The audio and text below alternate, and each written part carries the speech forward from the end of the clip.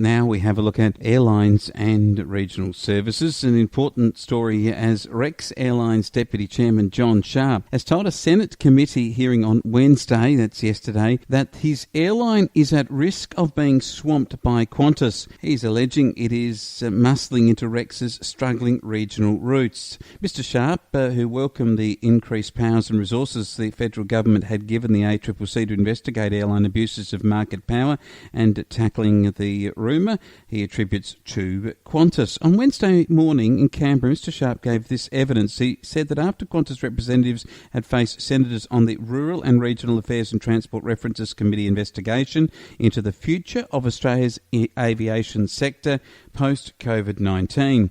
Mr Sharp took aim at rumours he'd attributed to Qantas and others in the industry that Rex was leveraging government airline financial support to make its move to compete with Qantas on domestic routes like Sydney to Melbourne.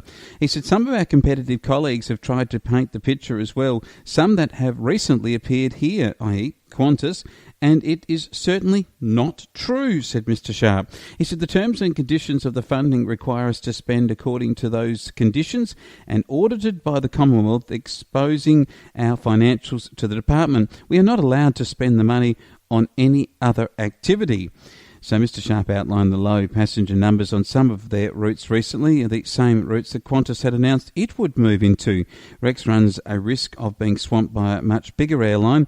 I noticed Qantas talking about 26 new routes, many in regional Australia. New services for Qantas Link. The routes that they have chosen are pretty much all routes that Rex operates to.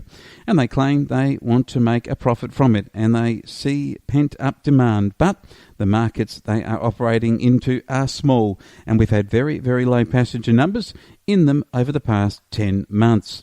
So the Rex Airlines board member outlined that Albury to Melbourne had serviced 880 passengers in 10 months and just 9 during August.